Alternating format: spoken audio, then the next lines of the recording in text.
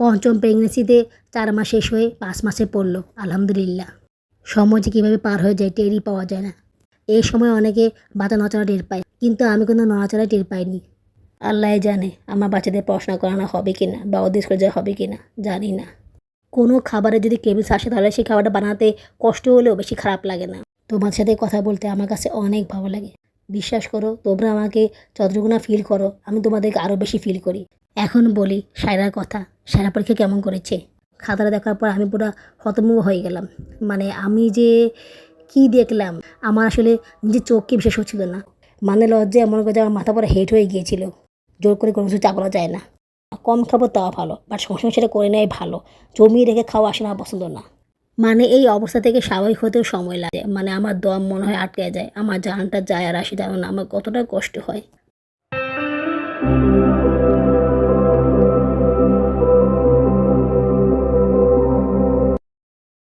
School থেকে আসার সময় দেখলাম যে কামরাঙার গাছ থেকে অনেক কামরাঙা পড়ে আছে। তো কামরাঙাগুলো দেখে খেতে খুব ইচ্ছা করলো। এই কারণে কুড়িয়ে নিয়ে আসলাম কিছু কামরাঙা। এইখানে পাকা কাঁচা মিলেই আছে। ভাবলাম যদি এগুলো খেতে ভালো লাগে তাহলে বাজার থেকে কিনে নিব। একটু মরিচের গুঁড়া আর লবণ মিশিয়ে নিচ্ছি। কতদিন যে কামরাঙা ভর্তা খাই না, মানে কত বছর পরে যে কামরাঙা ভর্তা খাচ্ছি জানি না, মনেও নেই। আসসালামু আলাইকুম। আমার চ্যানেল এবং পেজে তোমাদের সবাইকে স্বাগতম জানাচ্ছি। তোমরা সবাই কেমন আছো? আশা করি আল্লাহর রহমতে ভালোই আছো। আমিও ভালো আছি আলহামদুলিল্লাহ। দেশে এবং বিদেশ থেকে যারা আমার ভিডিওটি দেখতেছো তাদের সবাইকে জানাই আমার পক্ষ থেকে আন্তরিক অভিনন্দন ও ভালোবাসা। নতুন আরও একটি ব্লগ নিয়ে আবারও তোমাদের সামনে হাজির হলাম। গত ব্লগে তোমাদেরকে ঈদের শুভেচ্ছা জানাতেই ভুলে গিয়েছিলাম। আসলে কথা তাহলে বলতে আর মনে ছিল না। সবাইকে জানাচ্ছি পবিত্র কোরবানি ঈদের অনেক শুভেচ্ছা এবং ভালোবাসা। ঈদ মোবারক। আশা করি তোমরা সবাই এবার ঈদটা ভালোভাবে পালন করতে পেরেছো। আমিও মোটামুটি পালন করতে পেরেছি। মানে খুব যে ভালোভাবে পালন করেছি তা না, আবার যে অনেক বেশি খারাপ গিয়েছে তা না, তবে খারাপ গিয়েছে। সেটা তোমাদের সাথে পরে শেয়ার করব। কামরাঙা ভর্তা খেতে অনেক মজা হয়েছে। আমি আসলে ভাবতেই পারিনি যে এত মজা লাগবে। বাচ্চারাও খেতে খুব পছন্দ করেছে। দেখি বাজারে পেলে বড় বড় কামরাঙা কিনে নিয়ে আসবো। পঞ্চম প্রেগনেন্সিতে 4 মাস শেষ হয়ে 5 মাসে পড়লো। আলহামদুলিল্লাহ।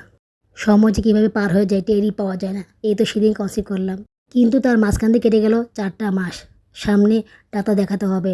ডাক্তার আমাকে বলেছে আলট্রা আর কিছু রিপোর্ট করে নিয়ে আসতে, কিন্তু ডাক্তার তো নেই, উনি হজে গিয়েছে। 10 তারিখের পরে ছাড়া আসবে না। 10 তারিখের পরে আলট্রা রিপোর্টগুলো করে ডাক্তার দেখাবো। না জানি কি হয়, খুব টেনশনে আছি। এই সময় অনেকে বাচ্চা নড়াচড়া টের পায়, কিন্তু আমি কোনো নড়াচড়াই টের পাইনি। যদিও জুনিয়রের সময় আমি 6 মাস পরে টের পেয়েছিলাম। তবে জায়ান এবং সারা হওয়ার সময় আমি আগেই টের পেয়েছিলাম, ঠিক এই সময়টাতে টের পেয়েছিলাম। সাউদার জুনানার সময় টের পাইনি। বাচ্চারা কয়দিন ধরেই ফ্রেঞ্চ ফ্রাই খেতে যাচ্ছে। ফ্রিজে কিছু সসের প্যাকেট ছিল, তো সসের প্যাকেট দেখলে বাচ্চারা ফ্রেঞ্চ ফ্রাই খাওয়ার জন্য বায়না ধরে। কয়দিন ধরে জায়ান বলতেছে ফ্রেঞ্চ ফ্রাই বানাও, ফ্রেঞ্চ ফ্রাই বানাও। আমি অসুস্থ, আসলে বানাতে পারছি না, শরীর অনেক খারাপ থাকে, কোনো রকম রান্না করি, এইটাই করতে অবস্থা খারাপ হয়ে যায়। আর ফ্রেঞ্চ ফ্রাই বানাতে তো সময় লাগে, এমন তো না যে চাইলে আমার হয়ে গেল। আলু কাটো, ধোও, সিদ্ধ করো হালকা, তারপরে মুছো, তারপরে ভাজো, ভাজতেও কিন্তু অনেক সময় লাগে। তাছাড়া ফ্রেঞ্চ ফ্রাই খাওয়ার জন্য এতটা ক্রেভিংসও নেই। প্রথমবারে খেয়েছিলাম তখন ক্রেভিংস খুব ছিল, এরপর আসলে তেমন করে ক্রেভিংস ওঠে নাই। মানে খেতে যে একদম ইচ্ছা করে না তা না, আবার যে খুব ইচ্ছা করে তাও না, মানে ইচ্ছা করে না। এখন বাচ্চা খেতে চাই, কী করবো। কালকে ব্লগে দেখলা যে আমি শুয়েছিলাম, শরীর অনেক খারাপ ছিল। তো তারপরে অনেক কষ্ট করে উঠে আলুগুলো কেটে সিদ্ধ করে নিয়েছিলাম, কিন্তু ভাজতে পারিনি, দেরি হয়ে গেছে, রান্না করতে হবে, তাছাড়া সময়ও ছিল না। তখন আলুগুলো পলিথিনে করে ভরে ফ্রিজে রেখে দিয়েছিলাম যে পরে সময় করে ভেজে নিব। তারপরও 2 দিন সময় পার হয়ে গিয়েছে। তো আজকে ফ্রেঞ্চ ফ্রাই ভাজলাম। ওদেরকে বললাম যে আজকে খেয়ে নাও, এরপর আর খাওয়ার জন্য আমাকে বলবা না, কারণ আম্মুর শরীর অনেক খারাপ থাকে। আম্মু যদি পারি বানাবো, না পারি তো বানাবো না। তোমরা আমাকে বানানোর জন্য জোর করবো না। ওরা বলেছে ঠিক আছে, তোমাকে আর জোর করবো না। আসলে ওরাও দেখতেছে যে আমার শরীর খারাপ, আমি কাজ করতে পারি না, সেলাই ব্যথা, হাঁটাচলা করতে পারি না, এগুলো ওরাও বুঝে। কোনো খাবারে যদি ক্রেভিংস আসে তাহলে সেই খাবারটা বানাতে কষ্ট হলেও বেশি খারাপ লাগে না। তখন মনে হয় যে শরীরে ব্যথা সব চলে গিয়েছে, এরকম মনে হয়। প্রেগনেন্সিতে এরকম হয়, বুঝছো। কোনো খাবারের ক্রেভিংস হলে তখন সেই খাবারটা বানাতে তার একটুও কষ্ট লাগে না, বরঞ্চ আর ভালোই লাগে। কিন্তু ক্রেভিংস না উঠলে বা খেতে ইচ্ছে না করলে ওই খাবারটা বানাতে তার ইচ্ছা করে না। আমার না ইদানিং কোনো খাবারের প্রতি না ক্রেভিংস নেই। মাছ খেতে খুব ইচ্ছা করে, মাঝে মধ্যে মাছের গন্ধ পাই, আর তেহারি খেতে ইচ্ছা করে, তেহারি গন্ধ পাই, ব্যাস এইটুকুই। আর কোনো খাবারের প্রতি সেভাবে করে ক্রেভিংস আসে না। এই যেমন ধরো আম এসেছে, বাজারে কত বাঁকা আম এসেছে, কিন্তু আমার একবারও ক্রেভিংস হচ্ছে না। বাবারা বউ আনতেছে না, আমিও বলতেছি না। তেমনই লিচু এসেছে বাজারে, এখন ভালো ভালো লিচু এসেছে, দাম যেটাই হোক না কেন, বাট আমার না দেখে খেতে ইচ্ছা করে না। তো আমি ওনাকে কিছু বলি না। তবে হ্যাঁ, আনলে খাবো, এমন না যে আনলে খাবো না। আনলে দেখা গেলো যে আমি 1-2টা বা 5-6টা খেলাম, এটা ঠিক আছে। বাট ওই যে খেতেই হবে, কিনতে হবে, এরকম কেমিস্ট্রি আর নাই। তবে কাঁঠাল খেতে খুব ইচ্ছা করে, কাঁঠাল দেখলে একটু খাওয়ার লোভ জাগে, খুব বেশি না, মানে কাঁঠালের গন্ধ অনেক সময় পাই, তখন খেতে খুব ইচ্ছা করে। সামনে বাচ্চাদের স্কুল খোলা, কীভাবে যে কী করব, আমি যে স্কুলে কীভাবে যাবো আমি বুঝতে পারছি না। এত গরম পড়েছে, আমার তো গরম সহ্যই হচ্ছে না। মানে গত প্রেগনেন্সির মতো গরম আমার একদমই সহ্য হচ্ছে না। এত গরমে কীভাবে স্কুলে যাবো, কীভাবে স্কুল থেকে আসবো, বা এই শরীর নিয়ে কীভাবে যাবো, আমি কিছুই বুঝতে পারছি না।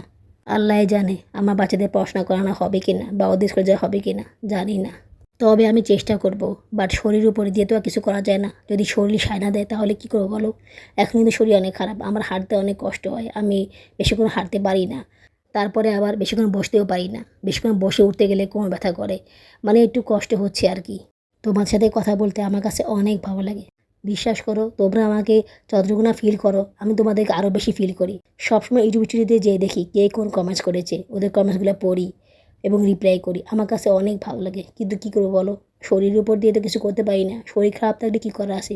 এই যেমন ধরো আজকে ভিডিওটা ছাড়বো একটু আগে, মানে গ্যাপ থাকবে না আজকে ভিডিওটা ছাড়ার সময়, কারণ আমি কালকে রাতেরবেলা ভিডিওটা এডিট করে রেখেছিলাম। কালকে রাতেরবেলা বাচ্চারা আগে ঘুমিয়ে গিয়েছে, তো আমি বসে বসে ভিডিও এডিট করেছিলাম। আমারও বসে একটু শ্বাসকষ্ট হয়েছে, রাত বেশি জায়গা ঠিক না। তো ওইটা করার কারণে সকালবেলা কিছু বাকি ছিল, সেগুলো আমি এডিট করে নিয়েছিলাম, যার কারণে আজকে ভয় দিতে পারতেছি। না হলে তো আজকে ভয় দিতে পারতাম না, ভিডিও এডিট করতেই সময় চলে যেত। এই স্কুলে যেহেতু একদিন ক্লাস হয়েছে, সে একদিন ক্লাসে যাওয়ার জন্য কিছু টাকা পেয়েছিলাম, তো ওই টাকা দিয়ে তেল কিনে নিয়েছি। এই দেখো এখানে আধা কেজি তেল আছে, সরষের তেল। এটার দাম নিয়েছে 120 টাকা। ভাঙ্গারি দোকান থেকে কিনেছি দেখেই 120 টাকা নিয়েছে, কিন্তু এটা দোকান থেকে কিনতে গেলে 170-80 টাকা নিত। দেখেছো কত টাকা সেভ হলো আমার। এই টাকা সেভ করার জন্য আমি 4বার হেঁটে হেঁটে স্কুলে গিয়েছি, মানে রিক্সায় যাইনি, কিন্তু লাভ হয়নি। হেঁটে হেঁটে যাওয়ার সময় এটা খাও সেটা খাও, আইসক্রিম খাও, তো এগুলো খেয়ে টাকা অনেকটাই খরচ করে ফেলেছি। ভাগ্যিস তেলটা আগে কিনে নিয়েছিলাম, নাহলে সেটাকে খরচ করে ফেলতাম। আসলে রাস্তায় হাঁটলে না অনেকগুলো খাবার দেখি, তখন ওটি খেতে ইচ্ছে করে, হালকা একটু ক্রেভিংস জাগে, না খেলে খারাপ লাগে। তো এরকম করলে তো টাকাটা খরচ হবেই বলো। আমার প্রিয় লক্ষ্মী আপুরা, তোমরা কি লাইক করেছো নাকি চুপটি করে বসে আমার ভিডিওটি দেখতেছো, লাইক করনি? প্লিজ আপুরা লাইক করে দাও, লাইক করে দিলে কাজ করতে অনেক গুণ বেড়ে যায়। আমি কষ্ট করে ভিডিও আপলোড করি তোমাদের ভালোবাসা পাওয়ার জন্যই, তোমাদের লাইক পাওয়ার জন্য। তোমরা একটু লাইক করলে আমার কাজ করার আগ্রহ আরও বেশি বেড়ে যাবে। আর যদি খুব বেশি ভালো লেগে থাকে তাহলে আমার এই ছোট চ্যানেলকে সাবস্ক্রাইব করে আমাকে আপন করে নিও। ভিডিওটি সম্পূর্ণ দেখার পর একটা কমেন্টস করে দিও, তোমাদের একটা কমেন্টস আমাকে কাজ করার জন্য অনেক বেশি অনুপ্রাণিত করে। তাই অবশ্যই অবশ্যই অবশ্যই কমেন্টস করবে, ভুলে যেও না কিন্তু। বলো তো আমি কী দিলাম, কী মশলা দিলাম? আমি দিলাম চাট মশলা। চাট মশলা দিলে না ফ্রেঞ্চ ফ্রাই খেতে অনেক ভালো লাগে। মানে চাট মশলা দেওয়ার কারণে মনে হচ্ছে যে সস দিয়ে না খেলেও চলবে, এমনিই খাওয়া যাবে। আপুরা, আমি চেষ্টা করবো কন্টিনিউ ভিডিও আপলোড করার। তোমার সাথে কথা বলতে পারলে আমার কাছে অনেক ভালো লাগবে, কাজ করার আগ্রহ বাড়বে। তোমরা প্লিজ আমাকে সাপোর্ট করো, আমাকে কমেন্টস করো আর লাইক করো। তোমাদের সাপোর্ট আর ভালোবাসা পেলে আমি কন্টিনিউ ভিডিও আপলোড করতে পারবো, আমার খুব বেশি গ্যাপ যাবে না। আর যদি তোমরা সাপোর্ট না করো, আমাকে কমেন্টস না করো, লাইক না করো, তাহলে তো আমি ভিডিও আপলোড করতে পারবো না, আমি সে আগ্রহটাই পাবো না। এখন বলি সায়রার কথা। সায়রা পরীক্ষা কেমন করেছে? সকালবেলা সারা স্কুল যাওয়ার কথা ছিল, বাট রাতের বেলা দেরি করে ঘুম যাওয়াতে বাবার উপর প্রচুর রেগে গিয়েছিল। উনি সকালবেলা সারাকে স্কুল যেতে দিল না। আমি সারাকে ঘুম থেকে উঠিয়ে রেডি করে দিয়েছিলাম, তারপর ওনাকে ডাক দিয়েছিলাম যে তুমি কি ওকে নিয়ে যাবে নাকি আমি নিয়ে যাব। কিন্তু উনি বললো যে না, যাওয়ার দরকার নেই, দেরি করে ঘুমাইছে, এখন যাওয়ার দরকার নেই। তখন আমি বললাম একদিন ক্লাস হবে, গেলে কি সমস্যা, যাক না, একদিনই তো। কিন্তু না, উনি আমার কথা শুনলই না। অনেক রিকোয়েস্ট করলাম, বললাম মেয়ের পরীক্ষা খাতা দিবে, ও যাক, ওর যাওয়ার আগ্রহ আছে, ও স্কুলে যেয়ে দেখুক খাতাটা যে পরীক্ষা কী করেছে। কিন্তু বাবার আব্বু একটু রাজি হলো না। অনেক চেষ্টা করেও মেয়েকে স্কুল পাঠাতে পারলাম না। তারপর ওনাকে বললাম মেয়ে তো স্কুলে যায়নি, মেয়ে পরীক্ষা কেমন করেছে আমাকে তো দেখতে হবে। ও তো পরীক্ষা ভালো করেনি, সেটা আমি ভালো করে জানি। কত মার্ক পেয়েছে, কী ভুল করেছে সেটা তো দেখতে হবে। খাতায় কী লিখেছে না লিখেছে সেটা তো দেখতে হবে। তুমি যখন সারাকে স্কুল যেতে দাওনি, তাহলে আমি যাই, আমি যে খাতাটা দেখে আসি, এখনই যাই, না হলে পরে আবার ম্যাডামকে পাবো না, ম্যাডাম চলে যাবে। বলতেছে না, তুমি একসাথে বের হও, জায়ানকে নিয়ে যাও, তখন দেখো। আমি বললাম এতক্ষণ পর্যন্ত ম্যাডাম থাকবে না, তো আমাকে এখনই যাওয়া লাগবে। তো এরকম অনেক জোর করার পরে উনি বললো ঠিক আছে, তুমি যখন যাবা তখন আমিও তোমার সাথে যাব। তো উনিও আমার সাথে বের হলো, তো দুজনে একসাথে বের হলাম। তো উনি আমাকে নামিয়ে দিয়ে উনি অফিস চলে গেল। তো আমি আসলে অনেক কষ্টের ভিতরে ঢুকেছিলাম, ভিতরে গার্ডিয়ানদের ঢুকতে দিচ্ছিল না, মানে অনেক বলে কয়ে রিকোয়েস্ট করে তারপর ঢুকেছিলাম। ঢোকার পর ম্যাডামের কাছ থেকে খাতা নিয়ে দেখলাম, মানে এই খাতাটা দেখে তো আমি অবাক। এ কী দেখলাম আমি জানি সারা খারাপ করবে, সেটা আমি ভালো করে জানি, বাট এত খারাপ করবে সেটা আমি ভাবতেও পারিনি। আমি আর জায়ান মজা করে সারাকে বলতাম তুমি পরীক্ষা 5 পাবা, 7 পাবা, 8 পাবা, 10 পাবা, এগুলো বলতাম। তো ভেবেছিলাম হয়তো বা সেরকম মার্কই পাবে, বাট ও যে এতটা খারাপ করবে মানে আমার কল্পনারও বাইরে ছিল। খাতাটা দেখার পর আমি পুরো হতভম্ব হয়ে গেলাম। মানে আমি যে কী দেখলাম, আমার আসলে নিজের চোখকে বিশ্বাস হচ্ছিল না যে আমার বাচ্চা এত খারাপ করবে, সেটা আমি ভাবতেও পারিনি। আমি ওকে যেগুলো পড়িয়েছিলাম ও যদি সেগুলো লিখতো তাহলে সে অন্তত 8 না 10 এরকম পেতো, বাট ও সেগুলোও লেখেনি। বাংলায় পেয়েছে 1, ইংরেজিতে পেয়েছে 0 0, অঙ্কে পেয়েছে 10, সমাজে পেয়েছে 1, ধর্মতে পেয়েছে 0 0। মানে এগুলো দেখার পরে আমার আসলে পায়ের নিচে মাটি সরিয়ে গিয়েছিল। ও খাতা ঠিকভাবে লিখতেই পারেনি। অঙ্কে যে 10 পেলো সেটাও পেতো না। আসলে পাশের মেয়ের খাতা দেখে জব্বিক লিখেছিল, যার কারণে এটা হয়েছিল। ওই কারণে সে 10 নাম্বার পেয়েছিল। বাট যেগুলো আমি শিখেছিলাম কথায় লেখো অঙ্কে লেখো, সেগুলো সে কিছুই লেখেনি। ওগুলো লিখলে ওর মার্কটা আর বেশি আসতো। আমি যখন খাতা দেখতেছিলাম তখন ম্যাডাম আমার সামনে দাঁড়িয়েছিল। আমি খুব ভয় ছিলাম ম্যাডাম আমাকে কিছু জিজ্ঞেস করে কি না, কারণ ম্যাডাম বলেছিল কোনো প্রকার ছবি তুলতে না, কোনো প্রকার ভিডিও করতে না। তো এই কারণে আসলে আমি ওর নাম্বারগুলো মোবাইলে লিখে রাখলাম। বললাম ম্যাডাম আমি লিখে রাখি। তো ম্যাডাম বলতেছে আমি বলি আপনি লেখেন। তো এটা শোনার পরে আমার খুব লজ্জা লেগেছিল যে ম্যাডাম বলবে আমি লিখবো, ম্যাডাম কীভাবে বলবে, আর ম্যাডাম যদি আমাকে জিজ্ঞেস করে আমি কি বলবো। মানে লজ্জায় মনে করছে আমার মাথা পরে হেট হয়ে গিয়েছিল। কালকে রান্না করতে পারিনি। সবজিগুলো কেটে রেখেছিলাম বাট রান্না করতে পারিনি। বাবার বউ চলে এসেছিলো তো উনি আর রান্না করতে দেয়নি। মিষ্টি কুমড়া সুন্দর করে কেটে রেখেছিলাম, তো সেগুলো বাক্সে ভরে ফ্রিজে রেখে দিয়েছিলাম। আর শাকটা আগেই বকে দিয়ে কাটে রেখেছিলাম, তো রাতেরবেলা সেগুলো ধুয়ে নিয়েছিলাম, কিন্তু রান্না করতে পারিনি। এইটা আসলে সকালের ভিডিও। রাতের বেলা ফ্রেঞ্চ ফ্রাই করেছিলাম, তারপরে চা খেয়েছিলাম, এরপর ভেবেছিলাম রান্না করব, কিন্তু রান্না আর করা হয়নি। তাই সকালবেলা তাড়াতাড়ি ঘুম থেকে উঠেই সবার আগে রান্নাটা সেরে নিচ্ছি, যেহেতু সব কিছু কাটা আছে। তো রান্না করতে খুব বেশি সময় লাগবে না। আসলে আমি চাইলেই বউকে দিয়ে আরেক কাজ বেশি করাতে পারি, যদিও বাবার উপর চেঁচিলেই করবে, তারপরে ওনাকে দিয়ে আর কাজ বেশি করিয়ে শাকসবজিগুলো কাটিয়ে নিতে পারি, কিন্তু ওনার কাজ আমার কাছে ভালো লাগে না। উনি শাকসবজি ভালোভাবে কাটবে না, ধুবে না, তাছাড়া ওনাকে বাবা বলতে হবে। ওনাকে যে সময় ধরে আমি বলবো ওই সময় আমি নিজেই সবজিগুলো কেটে নিতে পারি। তাছাড়া যখন উনি কাটে তখনই চুলায় রান্না বসানো হয় না, দেখা গেলো যে একটু রেডি হয়ে যায়, তখন সবজিগুলো একটু ওদিয়ে যায়। বাক্সে রাখলেও মানে সেই ফ্রেশটা পাওয়া যায় না, বুঝছো। আমি সবসময় ট্রাই করি সবজি কাটার সঙ্গে সঙ্গে রান্নাটা সেরে নেওয়ার, কারণ ফ্রিজে রেখে দিলে সেগুলো করতে দেরি হয়ে যায় বা অনেক সময় সেগুলো স্বাদ পাওয়া যায় না। এটা আমার কাছে ভালো লাগে না। অনেকে বিশেষ করে সবজি কেটে ফ্রিজে রেখে দেয় তারপর রান্না করে, আমার কাছে এগুলো ভালো লাগে না। কম খাবো তাও ভালো, বাট সঙ্গে সঙ্গে সেটা করে নেওয়াই ভালো। জমিয়ে রেখে খাওয়া আসলে আমার পছন্দ না। তাছাড়া জমিয়ে রেখে খেতে গেলে মজা লাগলেও পরবর্তীতে কষ্ট বেশি হয়ে যায়। কীভাবে তখন অবশ্য একটা আলসামি লেগে যায় যে আবার কাটবো আবার রান্না করব। তো এরকম একটা আলসামি ধরে যায়, তখন আর কাটতে ইচ্ছা করে না। ও যে কাটা ছিল, সংসারে চুলো বসিয়ে রান্না করে ফেলেছিলাম, এই কারণে আমি সেই অভ্যাসে যাই না। তবে হ্যাঁ, যদি কোনো সমস্যা হয়, যদি কোনো প্রবলেম হয়, যদি একবারেই না পারি সেটা ভিন্ন কথা। এগুলা কলমি শাক, বাবার আব্বু কলমি শাক এনেছিল, তো সেগুলো বউকে দিয়ে কাটিয়ে নিয়েছিলাম। কাকাতে ধুয়ে রেখেছিলাম, তো এখন এগুলোকে ভাজি করে নিচ্ছি। শাক ভাজি খেতে ভালোই লাগে, তবে আগে প্রেগনেন্সির মতো অত বেশি ভালো লাগে না। আগে প্রেগনেন্সিতে কলমি শাক খেতে খুব ভালো লেগেছিলো, মানে এত বেশি মজা লেগেছিলো খেতে, মনে হচ্ছিলো যেন আমি অমৃত খাচ্ছি। আমার এখনও মনে আছে শাক ভাজি দিয়ে আমি পুরো 1 প্লেট ভাত খেয়ে নিয়েছিলাম। মানে শাক ভাজি দিয়ে আমার খাওয়া হয়ে গেছিলো, এত বেশি ভালো লেগেছিলো। এখনও যে ভালো লাগে না তা না, বাট ওরকম ভালো লাগে না। শায়রার প্রসঙ্গে আসি। শায়রাকে আমি বাংলা শব্দার্থ বাক্যরচনা পড়িয়েছিলাম, যেগুলো পড়িয়েছিলাম ও যদি সেগুলো লিখতো তাহলে তার মার্ক আসতো, আর ও সেগুলো ঠিকভাবে লিখতে পারেনি। সমাজ কিছু প্রশ্ন পড়িয়েছিলাম, সমাজ ওকে সমস্যা পূরণ করিয়েছিলাম, সেগুলো সে ঠিকভাবে লিখতে পারেনি। ধর্মের ক্ষেত্রেও একই অবস্থা। ইংরেজির সময় ওকে আমি শব্দার্থ বাক্যরচনা পড়িয়েছিলাম, বাট সেগুলোও সে লিখতে পারেনি। আর অঙ্কের কথা তো তোমাদেরকে বললামই। ও তো আর অত বেশি ব্রিলিয়ান্ট না, যেমন যেমন পরীক্ষা আগের দিন পড়ে পরীক্ষা হলে যেয়ে লিখতে পারে, ও তো আর সেটা পারে না। ও এ পড়ে একটা দিন লাগিয়ে ছড়া শিখে, সেখানে যায় না 1 ঘন্টাও লাগে না একটা ছড়া মুখস্থ করে লিখতে। এটা আমি এখনকার কথা বলতেছি না, গত বছর যখন সে ক্লাস 1-এ পড়েছিল তখনকার কথা বলতেছি। তখনও সে একটা ছড়া পড়ে লিখতে আধা ঘন্টা বা 1 ঘন্টা সময় লেগেছে। বাট সায়দার এই ছড়াটা পড়তেই একদিন সময় লাগিয়ে দিয়েছে, তারপরে সে কত ভুল করে। সেটাই বড় কথা না, ও মুখস্থ করতে পেরেছে এটাই বড় কথা। সময়টুকু আমার বেশি লাগলো। এখন তো ওর ব্রেনের উপর তো আমি চাপ দিতে পারি না, জোর করে তো ওকে শেখাতে পারি না। যতটুকু সে শিখতে পেরেছি ততটুকুই তো ওকে শিখতে হবে, জোর করে কোনো কিছু চাপানো যায় না।